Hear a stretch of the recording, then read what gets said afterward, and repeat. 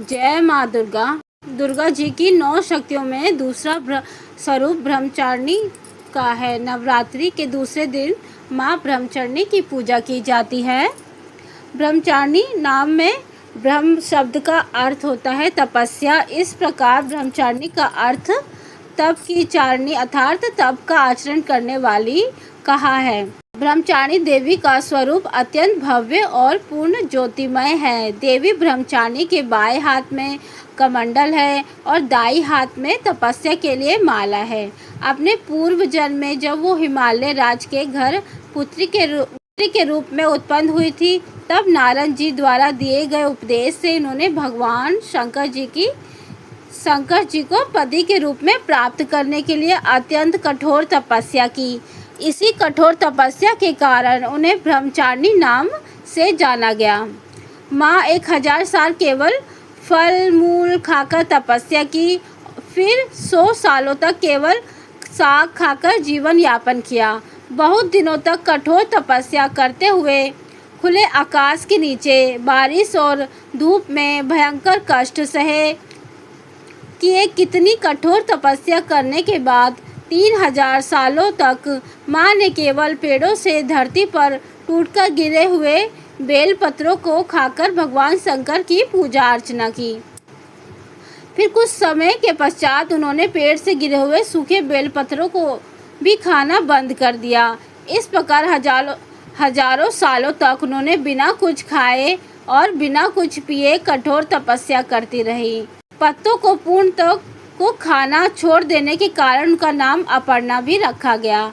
इस प्रकार हजारों सालों से कठोर तपस्या करने के कारण देवी ब्रह्मचारिणी के पूर्व जन्म का शरीर दुबला पतला और एकदम क्षीण हो गया। उनकी यह निर्बल दशा देखकर उनकी माता मैना को बहुत दुख हुआ। माता मैना ने उनकी कठोर तपस्या के बाहर निकलने के लिए उन्हें आवाज़ दी, उमा। अरे नहीं, ओ नहीं। अब तभी से ब्रह्मचारिणी देवी का नाम उमा नाम से भी जाना गया है। देवी को इस कठोर तपस्या करते हुए तीनों लोकों में हाहाकार मच गया। देवता, ऋषि, मुनि और पुण्य आत्माएं सभी देवी ब्रह्मचारिणी की तपस्या की प्रशंसा करने लगे। तभी तपस्या करना बहुत ही पुण्य कर्म है। आज से पहले किसी भी कठोर तपस्या नहीं की। अंत में ब्रह्मा जी ने आकाश में प्रकट होकर देवी ब्रह्मचारिणी से बहुत प्रसन्न होकर कहा, हे देवी, यदि आज तक किसी ने भी इतनी कठोर तपस्या नहीं की है। देवी, तुम्हारे पास इस परम पवित्र अलौकिक कार्य की चर्चा चारों दिशाओं में हो रही है। तुम्हारी मनोकामना अवश्य पूर्ण होगी। भगवान शंकर से ही तुम्हारा विवाह होगा और तुम्हें पति के रूप में प्राप्त होंगे। अब तुम तपस्या को खत्म करके अपने घर लौट जाओ। जल्द ही तुम्हारे पिता तुम्हें वापस घर ले जाने आ रहे हैं। माँ दुर्गा जी का यह दूसरा स्वरूप ब्रह्मचारिणी सभी भक्तों को, सिद्ध लोगों को अनंत फल देने वाला है। माता ब्रह्मचारिणी की व्रत कथा सुने मात्र से ही मनुष्य में तप, संयम, सदाचार, वैराग्य और त्याग की वृद्धि होती है। जीवन के लिए कठिन से कठिन संघर्षों में भी उनका मन विचलित नहीं होता।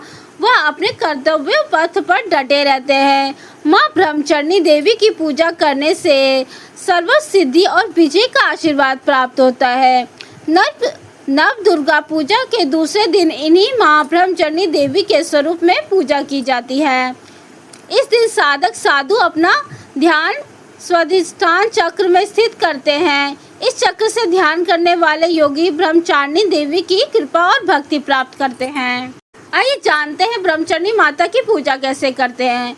सुबह ब्रह्म मुहूर्त में उठ जाएं, फिर अपने नित्य कर्मों को करने के बाद स्नान कर साफ और स्वच्छ कपड़े धारण करें। अंत में आसन पर बैठकर माँ ब्रह्मचारिणी की विधि विधान से पूजा करें। माँ ब्रह्मचारिणी का सर्वप्रथम फूल चढ़ाएं, फिर अक्षत, रोली और चंदन आदि अर्पित करें। माँ को दूध, दही, घृत, मधु, शक्कर से स्नान कराएं। माँ को भोग लगाएं। माँ ब्रह्मचारिणी को पिस्ते की मिठाई का भोग लगाएं, बहुत अच्छा होता है।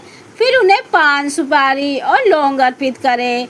फिर वही आसन पर बैठकर माँ के मंत्रों को जाप करें, आरती करें। स्वच्छ हृदय से माँ ब्रह्मचारिणी की पूजा करने वाले मनुष्य कठिन से कठिन परिस्थितियों में भी संयम रखने की शक्ति प्राप्त होती है।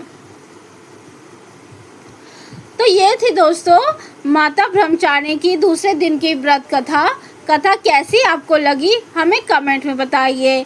कमेंट में जय माता दी जरूर लिखिए।